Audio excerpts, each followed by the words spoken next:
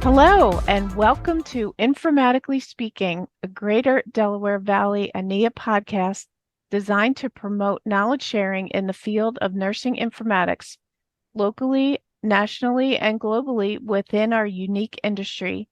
At GDV ANIA, we are committed to providing opportunities for professional development with the goal of advancing nursing informatics practice. I'm your host, Constance McLaughlin. Welcome back to the second installment of our series focused on self-care. And our guest, Julie Allyson of Julie Allyson Coaching and Retreat. Thanks for coming back, Julie. It's so great to have you here with us again. Thank you so much for having me. I'm thrilled to be here. So in our last session, and this is a series of 3. In our last session, we discussed your framework, which you call You Decide. And we spoke about the first phase there called reset. So before we jump into the second phase today, which is reimagine, if you could give us just a brief recap on reset phase. Absolutely, I would love to. So as you mentioned, so my framework is the You Decide framework. And just a little background is the reason why it's called that really quickly is that I found myself as I started my coaching practice saying that constantly, like it was coming, You Decide was coming out of my mouth so much. And it just stuck. So now it's really on everything. I've got it on mugs and pens and hats and magnets and stickers. But it really resonates. It resonated for me and it really is resonating with others. So that's why it's called that. And the 3 phases are reset, reimagine, and reemerge. So as you said, we talked about reset the first time. And really what that's all about is exactly what it sounds like, resetting. Well, you kind of reboot your computer, right? If something's wrong, you reboot. Something that isn't working, you unplug it. Reset is kind of taking that step back and really with as objective as an eye you possibly can, looking at who you are at this point in your life and really understanding what's most important to you, because that does evolve and change over time based on experiences and opportunities and people and things you've done and just where you are in your life. And so when you're talking about a decision-making framework, it's if you're making a decision based on what you think is important to you or what was important to you, it's that you're not going to have alignment. You're going to have a rub. It's going to be difficult to make that decision, or you're going to make a decision that then doesn't feel great. And so that's that reset piece. What's most important to me? Who am I now? And looking at it through a very, I would say like a very crystal clear filter, so to speak, because if we're looking at it with the what should we be, who should we be, what should we be doing, what should be important to me, that word should has to be taken out of the reset evaluation, because it's not what we should be, it's who we truly are, right? Because there are stories that we tell ourselves. There's things that people expect of us. There are expectations from the outside world, society, culture, whatever. The reset is an opportunity to really get crystal clear about who you are truly to your core. And then when you go through the rest of the phases, you're doing it from a place of authenticity, crystal clarity, and it's just so much more effective. So that's the reset: is who am I? What's most important to me? What are my priorities? And that's really that foundation for the rest. Yeah, and I think the other pieces that we talked about too last time were understanding your core values. Mm-hmm. So you have your priorities. You're reflecting.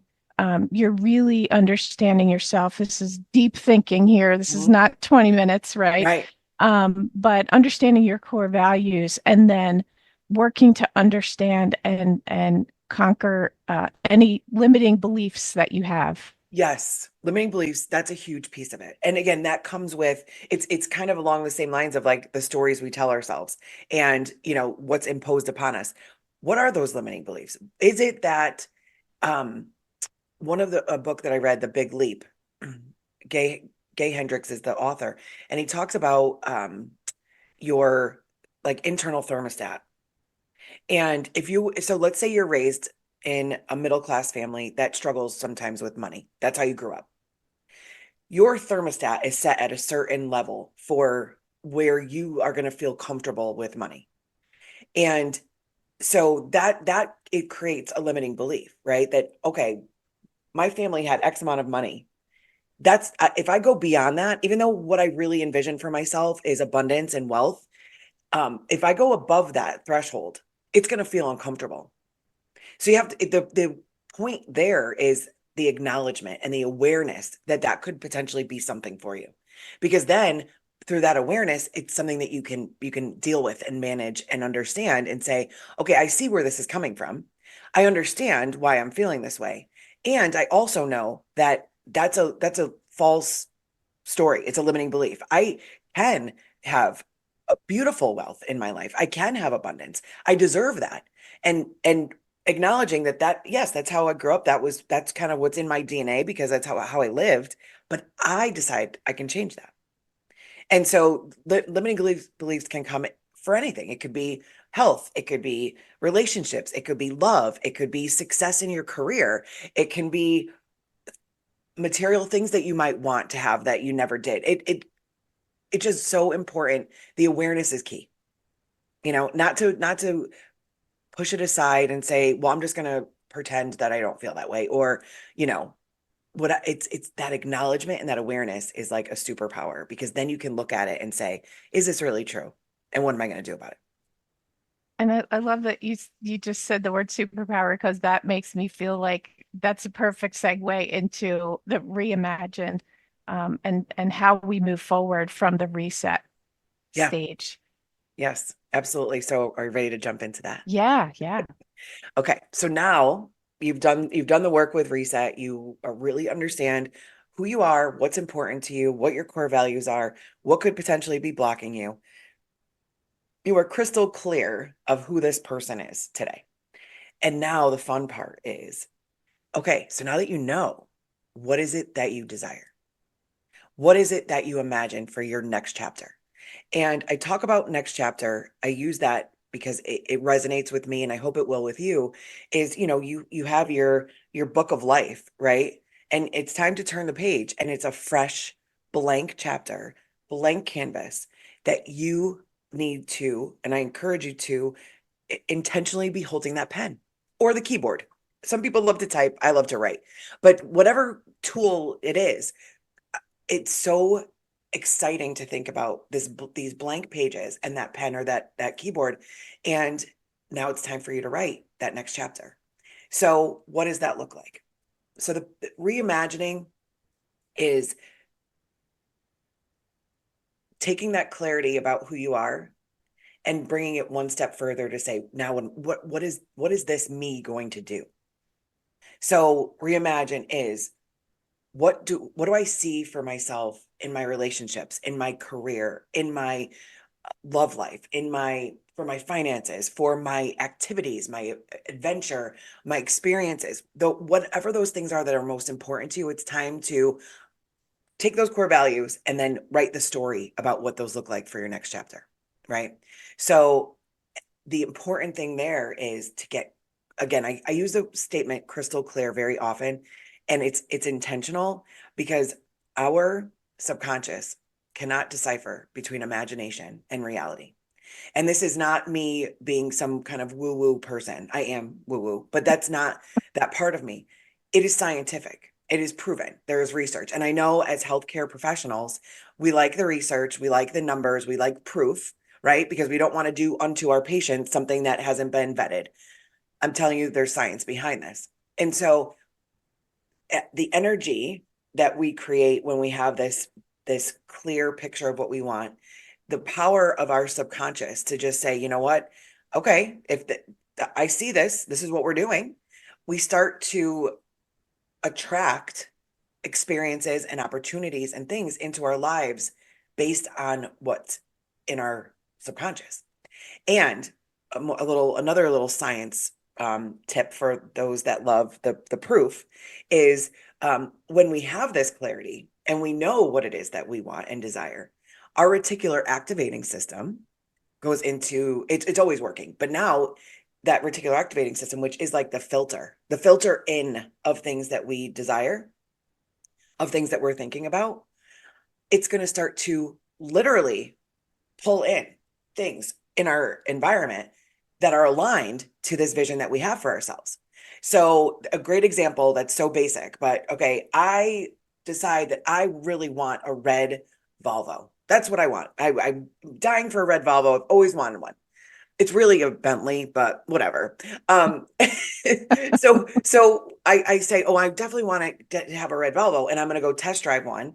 And I pull it up on the website, and it's like, oh wow, I can create my own. Put all of the bells and whistles in it, and so this is on my mind. You can bet that when I'm driving around town or I'm having a conversation with someone, all of a sudden there's red Volvos everywhere. Now, did I manifest red Volvos? No, but yes, but they've always been there. It's just now my beautiful, amazing reticular activating system is saying, hey, listen, Julie, I know that there are gazillions of things that are around you day in and day out. And I know that red Volvos are important to you. So I'm going to filter those in. So imagine that with a career. Okay. So let's say have done my reset work. I know exactly what's most important to me. And now I am reimagining what my next step in my career is. And my next step, and I did this for myself years ago. I knew that when I was working for Cerner that I wanted to be an executive. I wanted to run a large team. I wanted to make an impact on our clients because I was a nurse. I am a nurse. And I know that electronic medical record is a tool that is so extremely important to the care that I'm providing. I wanted to lead a team that was going to be able to ultimately improve that EHR and to make the care more safe, efficient, quality. Okay, that was my vision. So opportunities and people and conversations started to happen that were aligned to that vision. And don't you know that was the last position I had was I loved it so much, right? It was what I wanted to do. I was making that impact. And so that is the reimagine piece is getting crystal clear. And I'm going to talk about in reemerge, the third phase in a little bit. And the next one, you have to take action. So this is not, and Jim Carrey had a hysterical quote, which is, and he's a huge manifester and law of attraction person, which I'm going to talk about, but you can't manifest or create this vision and sit on the couch and eat a sandwich. Like that's not how it works, Right. right? You have to do the work of understanding what it is that you truly desire and be very aligned to it. And you also have to take action. So we'll talk about that. But anyway, so that's the piece is getting so clear about each of those core values and what that looks like in your next chapter. Again, we talked about reticular activating system. We talked about subconscious. And then we go to a little bit of the woo-woo, which is the law of attraction, which has science behind it as well. But ultimately what the law of attraction is that like attracts like. It's basically that simple. So if my vision is all of the things, that is the energy that I'm putting out there. That is what is going to come back to me. It's an energetic attraction. So again, it's one of the things that's really impactful is like positive and negative energy, right? So Mhm. if you are thinking about gratitude and you're thinking about things in an optimistic fashion, and again, not rose-colored glasses or naivete, but very much like looking for the good, being positive, all of that, you're going to attract more positive. If you're constantly in a swirl of negativity, that is going to continue. And I think we probably all know the people that it's nonstop. It's oh, my tire is flat. Oh, my handle fell off my car. I ran out of gas. Like there's always something because it's an energetic situation. If it's a constant swirl of negativity, that's what you live in. If you're leaning towards the positivity, the optimism, the looking for the good, you're going to find it, and gratitude. And that's one thing that I didn't even plan to talk about, but I'm going to put it in here because when we're talking about the law of attraction, we're talking about manifesting. Uh, Having gratitude for what you have now, being grateful for what you have now while you're working towards your next, man, that's the recipe right there for success. It And really is. I was thinking that as you were talking because I was thinking about my own journey, and I guess more to kind of put it in a scenario situation. You're going through life. You have your successes and your opportunities, and you're almost blind really to this whole conversation. Really, you don't realize what you can be doing unless someone tells you, right? This is exactly why we're having this conversation. But going through your life, just even in my case, just incrementally moving along, doing my thing, starting to realize the things that I'm strong in that I really want to move toward. And I don't know that I actually had like, this is exactly what I want to do, but I was letting my drive take me where I needed to be. And I was finding opportunities as that was happening, right? So when you go back to when we talk about core values, those are the things that in that deep thought process and you really thinking about in your reset and you're really thinking about what you're doing and what are your core values. That's what's going to help you put those stepping stones down to your reimagined path, right? Hmm. Hmm. And then as you're thinking through what this really looks like and squashing those limiting beliefs, Hmm. because we don't need that, right? That Right. is a negative force to have those limiting beliefs. I could never do that, or Hmm. I could never be this. But you're exactly right. When you start talking about law of attraction, a few years ago, I just remember I woke up and I know I had heard it before and I tried practicing it before, but I really made a commitment to myself to be grateful and to go to sleep thinking about what it was that was good today and Mm, what I learned today.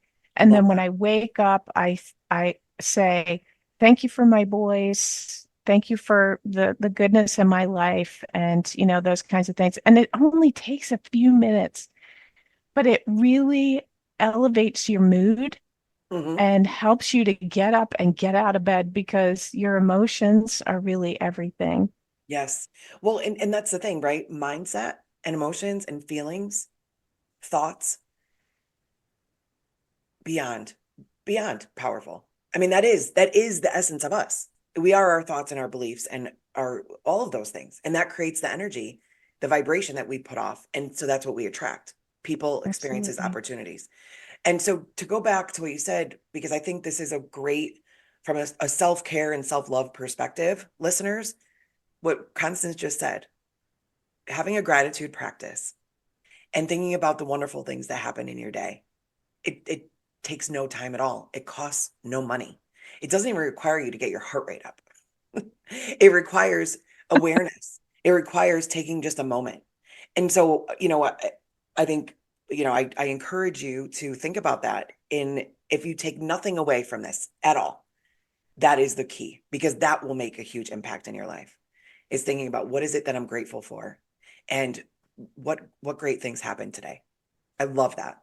I love I that. believe it. I believe it. And I think we have to make a conscious effort to do this every once in a while, right? So, I mean, just having this conversation, I'm realizing that it's been quite some time since I've had a meditation of sorts and Mhm. really sat down and calmed my mind and pushed everything aside and really just gone through this process again. Mm. I have my notes from my last session with you, Julie, so I need to get back into it and remind myself to do that with all the stuff that's happening. We all have stuff in our lives. Right. But so, we're talking about all of these things. Let's talk too about what you do with this, right? So, how you brand yourself, like as you Yes. say, and Right. how do we really put this into action? Mhm. So. there's two things there. So the first one is we'll say, how do we put this into action? We're going to talk about that in the reemerge phase. Okay. However, I will say that just to kind of bring this all together is with the reimagine, I want you to be clear. It's looking at those core values and then saying, what does this look like for me in my next chapter? Writing that down, writing it as a story or bullet points or what have you. But it's using all of your senses when you're getting this clarity. So if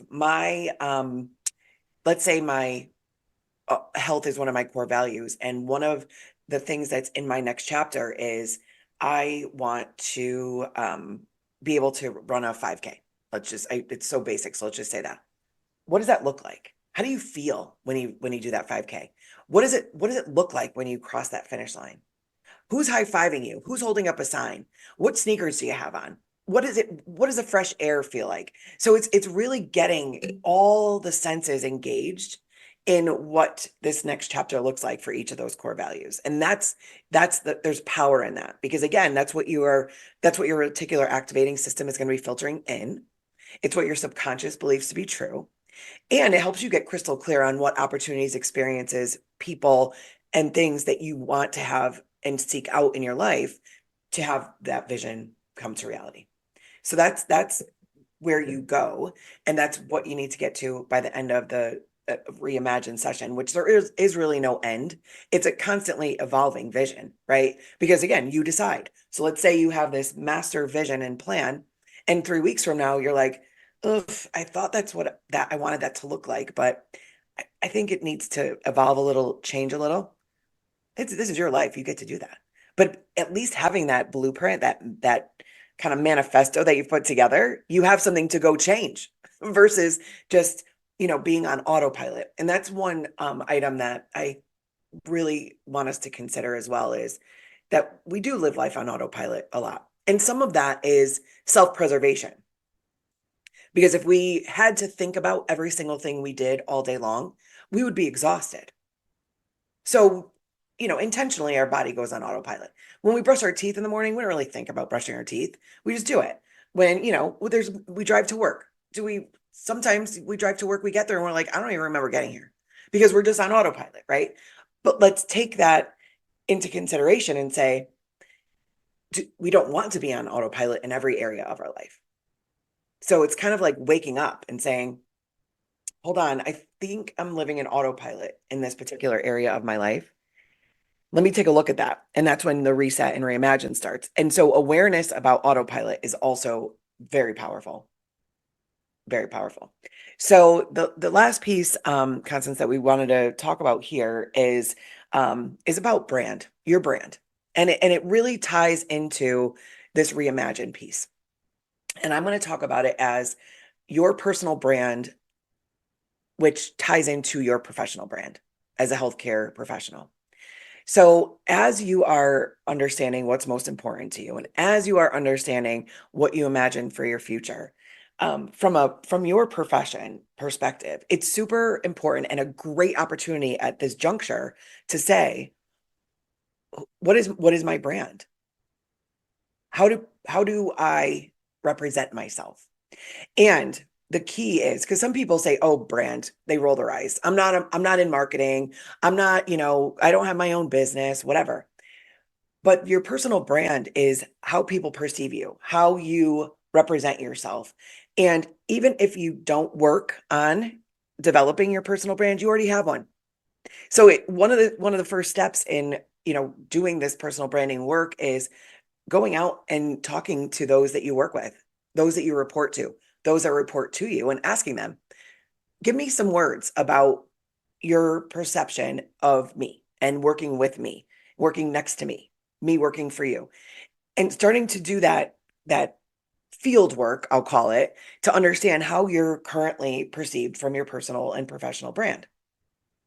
And then that's a really great starting point to say, is this how I want to be perceived? Is this how I want my mark in this career or in this world to be? And maybe the answer is yes, like spot on. My authentic self is what I am portraying to my colleagues, the world, whatever. And sometimes you may want to curate it a little bit differently. And so again, it's a lot about that awareness that yes, I want to ensure that my core values, my mission, my vision is being portrayed at all levels of my life, personal, professional, in my interactions with people. So that's something to consider as well. Is what is it that you want to like kind of like your legacy? What is that? What is the imprint you're leaving when you leave a room, when you enter a room, right? Do you want to be the person that people say, "Oh wow, her follow-up is phenomenal. Like she's always on task," or, "Oh, he is always willing to collaborate," or she is always the first one to be willing to take a risk. Maybe that, maybe that's but that's you get to decide that, right? You get to decide. So that's something to think about that we don't always think about in healthcare because we're like, oh, we don't need that. It's a great way also to market yourself for your next position, right? You're absolutely right, Julie. You always are. When we're talking about this kind of stuff, it's I will say that that's a scary thing. I mean, maybe not sitting and reflecting and saying what are my core values? What is my personal brand? What do I want to portray? How do I want people to see me? That requires feedback. And that's a scary thing because maybe you don't want to know, but you know what? You can't grow unless you really know Right. how other people perceive you. Um, and I every once in a while I try to do some kind of an exercise with my team or even at home and just say, when this happened, what did you think? Like, how was my reaction? Because you think you're reacting a specific way, but other people are seeing you completely different. And Right. I know growing up, my everything showed on my face, everything. And it was, it got me in trouble a lot, or it turned people off. And, people still, I think I still have a presence where people think that, I stuck up or whatever, but I don't know. But I still exude some of that people are a little bit put off by me at first until they get to know me. Hey, I'm not expecting everybody to like me. That's not my purpose in life. And I get it, but it's scary to request that feedback. And I think so a wise person once said to me, actually a mentor said to me, take any and all feedback because it's a gift. Mm-hmm. Mm-hmm. Whether it's positive or negative, just take it and really think about what people are saying to you. And Yeah, I think that's such a great piece of advice. I agree. And I love that we're talking about feedback because it is uncomfortable and also it is a huge gift. And so if you can lean into the whole concept of feedback from like receiving feedback and also providing feedback, right? It's a gift for you to be able to provide feedback to someone, positive and constructive. And I my ears perked up when you said, I know not everyone's going to like me. Having a personal brand and getting feedback is not about being liked, right? Yeah. None of us are everyone's cup of tea. I am not everyone's cup of tea. I know that some people like, whoa, man, that woman is a lot. That's okay. Because I am many people's cup of tea, and this is what they want in a coach and in a partner and a friend and whatever. Right. So it's really not about the like factor when you're talking about personal brand. It's about establishing who you are, what you represent, how you approach things, and being really comfortable with that. Like again, I love the word superpower, but it really is a superpower to truly hone in on your personal brand because then you're like, yes, yes. You wake up in the morning, think about what you're grateful for, you stand up, you do your super what is it, the Superman pose, and you're like, yeah, I'm ready to go because I know who I am and I'm so comfortable with this and I'm going to go rock the day, whether I'm at the grocery store or I'm at the office or I'm at the, wherever. I'm rocking it because I am 100% so comfortable and clear and excited about this person that I am and who I know and who I'm embracing now. So, I mean, this whole You Decide framework, as you can tell, I get very excited, but it is it's life-changing, period. It is. And, going through life on autopilot is not an option for me. And I want you to think about that. You get to choose, you decide. But if you're like, no, I'm not going to live on autopilot, and we get one time at this life, one time. And, another one of my favorite sayings is about living with no regrets. When you think about when you're, 90, 100 years old and you're at the end of your life, do you want to look back and think, wow, I did not do all the things. I did not. And I don't mean do all the things like you want to jump out of a plane or something, but it could be just curating my garden, right? Mm-hmm. Constance, you love your garden. Oh, yeah. Do you ever want to be like, oh man, I really didn't enjoy that as much as I could have? Or, whatever the case may be. Like, we have this amazing opportunity to do and live and be who we want to be. And it just takes taking a step back and figuring out what that is. Yeah. I love that. So I think that's where we're going to conclude, because we do have another session Yes. to talk about reemerge. But at this point, I think we want to encourage our listeners to start their journey. Go back to the first session, start over, talk about listen to reset, talk about this one again, listen to this one, think about what you want to do. Think about who you are and where you want to go. And then I'm going to hand it over to Julie to talk a little bit about reemerge, just to kind of give us a little teaser before we get into that one. Yes. So in the next episode, when we talk about reemerge, we are going to talk about, okay, you've created this vision. You know what this next chapter is going to look like. So now what? How are you going to do this? What are the actions? What are the barriers? How do we manage change? How do we do things that are scary? How do we hold ourselves accountable? How do we change habits? Oh, it's all sorts of good stuff. This is where the rubber hits the road. This is where, like, we've done all the mind work, and now it's like, let's go. And this is reemerges the let's go. It's the proverbial, caterpillar becoming the butterfly and coming out of the chrysalis. It's like I walked into this You Decide framework, a caterpillar, and now I'm coming out as this beautiful butterfly. So it's the butterfly stage.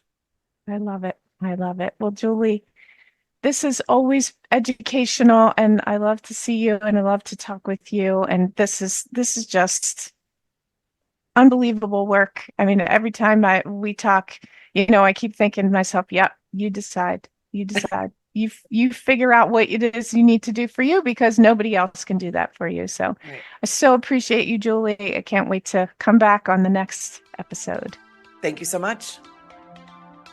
Thank you for joining us today. We hope you'll join us again for another session of Informatically Speaking.